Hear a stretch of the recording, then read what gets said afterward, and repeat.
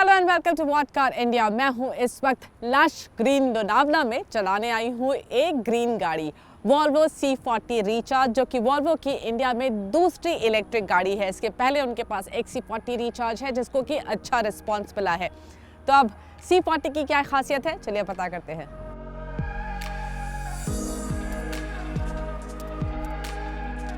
C40 recharge की जो सबसे बड़ी खासियत है वो है इसका लुक। ये एक SUV कूपे स्टाइल गाड़ी है, तो सामने से तो प्रॉपर SUV दिखती है, लेकिन अगर आप साइड प्रोफाइल में देखें तो उसका जो कूपे बॉडी स्टाइल है वो साफ उभर कर आता है। अब फ्रंट की बात करूँ तो यहाँ पर आपको ऑफकोर्स ग्रिल नहीं मिलता, जबकि ये बॉडी कलर पैनल मिल रहा है और बीच में वॉल्वो का लोगो बैठता है। अब इस लोगो की एक खास बात है, अगर आप ध्यान से देखें तो कैमरा यहीं पर दिया गया है और जो रेडार है वो भी इसी में इंटीग्रेटेड है, जिससे वो जो कैमरा है वो अच्छे से कैमोफ्लेज हो जाए और रेडार भी आपको नजर नहीं आए। अगर आप हेडलैम्प पे ध्यान दें तो इसमें लिखा हुआ है पिक्सल टेक्नोलॉजी। ये जो पिक्सल टेक्नोलॉजी है इसका मतलब ये है कि इसमें 84 लाइट एलिमेंट्स हैं और वो 84 लाइट एलिमेंट्स इंडिविजुअली काम करते हैं, जिससे कि एम्बियंस में जिस तरह की लाइट है उसके हिसाब से आपको लाइट मिले। फॉर एग्जाम्पल, अगर सामने से 3 गाड़ियां आ रही हैं तो ये जो हेडलैम्प्स हैं ये इंश्योर करते हैं कि उन तीनों ही गाड़ियों पर ग्लेयर ना जाए और आपकी विजिबिलिटी भी अच्छी बनी रहे। Isn't that cool? साइड में यहाँ पर आपको 19 इंच के व्हील्स मिल रहे हैं। इन एलॉयज का डिज़ाइन मुझे बहुत पसंद आ रहा है। ये बहुत एक 2D डिज़ाइन लगता है और काफ़ी अट्रैक्टिव लगता है, फ्यूचरिस्टिक लगता है। देन ये जो टायर्स हैं ये लो रेजिस्टेंस टायर्स हैं। इसकी वजह से 8% जो रेंज है वो बढ़ गई है, और रेंज बढ़ी है इस डिज़ाइन की वजह से भी, बिकॉज ये जो रूफ लाइन है ये स्लोप होती है और यहाँ पर आपको 2 स्पॉयलर्स दिए गए हैं। इसकी वजह से जो कोफिशिएंट ऑफ ड्रैग है वो कम हो जाता है, जिसकी वजह से रेंज करीब 4% बढ़ गई है। यानी कि 8% टायर्स की वजह से, 4% जो रूफ लाइन है उसकी वजह से करीब 12% ज़्यादा रेंज यहाँ पर आपको मिल जाती है। C40 का रियर बेहद अट्रैक्टिव दिखता है। एक बड़ा रीज़न है उसका ऑफकोर्स ये जो कूपे स्टाइल डिज़ाइन है वो, और दूसरा इसके टेल लैम्प्स। और वॉल्वो की गाड़ियों के टेल लैम्प्स तो काफ़ी ज़्यादा पॉपुलर हैं, सो मच सो कि काफ़ी सारी दूसरी ब्रांड की गाड़ियों में भी इनकी इंस्पिरेशन दिख जाती है। आपको पता है मैं किसकी बात कर रही हूँ। चलिए, अब इन टेल लैम्प्स की एक और खासियत है, वो ये कि जब आप इस गाड़ी को अनलॉक करते हैं तो एक थोड़ा सा डायनामिक मूवमेंट यहाँ पर आता है और वो देखने में बहुत ही अच्छा लगता है। ये नीचे से ऊपर लाइट अप होती है, इट लुक्स वेरी कूल। और इस बार आप ये नोटिस करिए कि ऊपर तक ये टेल लैम्प्स लाइट अप हो रहे हैं और बूट तक एक्सटेंड होते हैं, बूट लिड के अंदर भी जाती है ये लाइट, तो थोड़े और ज़्यादा अट्रैक्टिव हो गया है इस टेल लैम्प का डिज़ाइन। C40 के रियर में और भी एलिमेंट्स हैं जो कि इसको अट्रैक्टिव बनाते हैं। फॉर एग्जांपल, यहाँ पर भी आपको बूट लिड पर भी स्पॉयलर मिलता है, ऊपर तो स्पॉयलर दिया ही गया है। ये स्पॉयलर हाई स्पीड पर बेहतर स्टेबिलिटी के लिए दिया गया है। देन स्टॉप लाइट यहाँ पर दिखाई देगी, वॉल्वो का लोगो बीच में दिया गया है और काफ़ी से कुछ डिज़ाइन एलिमेंट्स यहाँ पर हैं जो कि इसे अच्छा दिखाते हैं। नीचे बड़े साइज़ का बम्पर है और साथ ही यहाँ पर आपको पियानो ब्लैक का मटेरियल बम्पर में नीचे दिखाई देगा। यहीं पर आपको बूट स्पेस भी दिखा देती हूँ। 413 लीटर का बूट स्पेस है, लेकिन बड़ी प्रॉब्लम यह है कि स्पेयर व्हील यहाँ पर बाहर रखा हुआ है, जिसकी वजह से स्पेस काफ़ी कॉम्प्रोमाइज़ हो जाता है और स्पेशली अगर आप ये लिड नीचे कर दें तो जगह काफ़ी कम पता चलती है।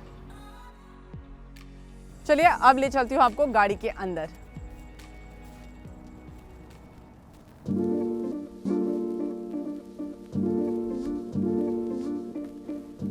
C40 रिचार्ज पे जब आप एंटर करेंगे आप एक चीज़ नोटिस करेंगे कि इसमें कोई भी स्टार्ट स्टॉप बटन नहीं है, ये सिर्फ ब्रेक पेडल पुश करके स्टार्ट होती है। अगर आपको इसको ऑफ करना है तो उसके लिए भी कोई बटन नहीं है, आप बस चाबी लेकर गाड़ी से बाहर चले जाएंगे, ये खुद ब खुद बंद हो जाएगी। और इसके अलावा फीचर्स की बात करूँ तो यहाँ पर आपको ये 9 इंच की टच स्क्रीन मिल रही है। इसमें आपको एंड्रॉइड ऑटो और एप्पल कारप्ले मिलता है, लेकिन इसमें एंड्रॉइड ऑटो और एप्पल कारप्ले वायर्ड हैं और साथ ही गूगल के काफ़ी सारे फंक्शंस आपको इसमें मिल जाते हैं। ऑन टॉप ऑफ दैट इसमें ही आपको AC कंट्रोल्स मिलते हैं। AC के लिए कोई भी बटन्स वगैरह यहाँ नहीं दिए गए हैं। हाँ, वॉल्यूम कंट्रोल के बटन्स आपको यहाँ पर ज़रूर मिल जाएंगे। अब इस डैशबोर्ड के लेआउट की बात करूँ तो ये काफ़ी कुछ एक टिपिकल वॉल्वो गाड़ी जैसा दिखता है, जहाँ पर ये वर्टिकल आपको टच स्क्रीन दिखाई देती है और वर्टिकल ही AC वेंट्स नज़र आते हैं। ये डिज़ाइन मुझे काफ़ी पसंद आता है। अब क्वालिटी की बात करूँ तो यहाँ पर जो मटेरियल इस्तेमाल किया गया है उसकी क्वालिटी काफ़ी अच्छी पता चल रही है, लेकिन एक बात यहाँ पर आपको बताना चाहूँगी वो ये कि वॉल्वो ने इस गाड़ी में जो मटेरियल्स इस्तेमाल किए हैं, स्पेशली इस इंटीरियर्स में, उसमें काफ़ी कुछ रिसाइकल्ड मटेरियल भी है।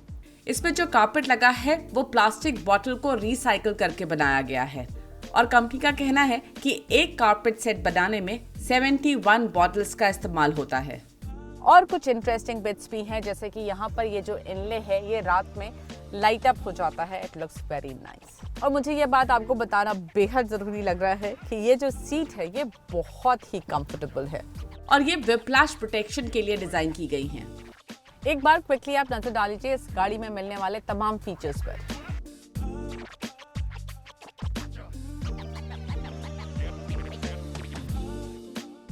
तो जहां फ्रंट सीट मुझे बहुत कंफर्टेबल लगी, ये जो रियर सीट है ये उतनी ज़्यादा कंफर्टेबल मुझे नहीं लग रही है। उसके दो बड़े रीज़न हैं।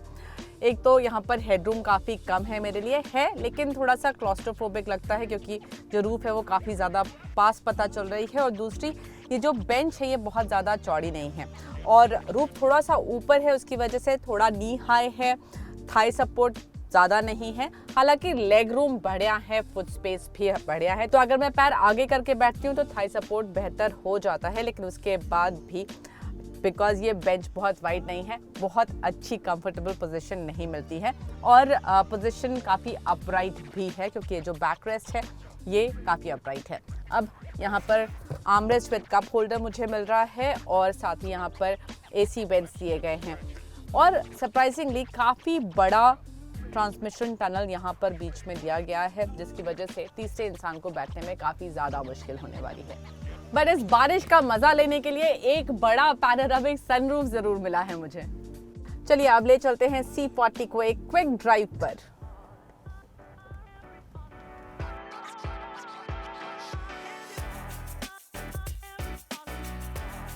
इससे पहले कि मैं आपको इसकी ड्राइव के बारे में बताना शुरू करूं, मैं कुछ एक जो बेसिक इन्फॉर्मेशन है वो दे देती हूँ आपको। इसमें 78 किलोवाट आवर की बैटरी है, जिससे इसकी जो WLTP की क्लेम रेंज है वो है 530 किलोमीटर्स की और जो iCAT की क्लेम रेंज है, जो iCAT टेस्टेड रेंज है वो करीब 680 किलोमीटर्स के आसपास की है। इसमें दो मोटर लगे हुए हैं, एक फ्रंट व्हील पर और दूसरा रियर व्हील पर, और दोनों का जो कंबाइंड आउटपुट है वो 408 HP का है और इसमें 660 Nm का मैसिव टॉर्क आपको मिलता है।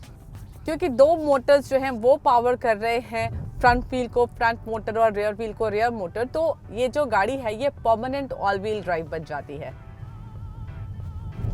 इसमें जो पावर डिस्ट्रीब्यूशन है वो 50-50 नहीं है, 40% फ्रंट एंड 60% रियर, तो ज़्यादा रियर व्हील ड्रिवन है ये।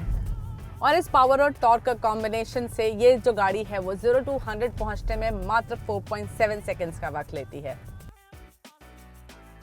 वॉल्वो ने हमें C40 को चलाने के लिए बहुत ज़्यादा टाइम नहीं दिया है, बहुत थोड़ी देर के लिए हमें ये गाड़ी मिली है। फर्स्ट ड्राइव पर कम ही देर मिलती है, लेकिन इस ड्राइव पर कुछ ज़्यादा ही कम देर मिल रही है, तो इसमें बहुत ज़्यादा डिटेल आपको बताना मेरे लिए थोड़ा सा मुश्किल है।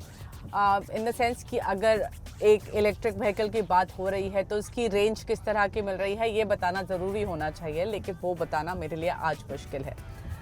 बट जो चीज़ें पता चली हैं वो मैं आपको बता देती हूँ। पहले तो ये क्विक काफ़ी फील होती है, पेडल रखते ही वो जो टॉर्क का एक सर्ज आता है वो आपको महसूस होता है और आपको पता चलता है ये गाड़ी काफ़ी क्विक है।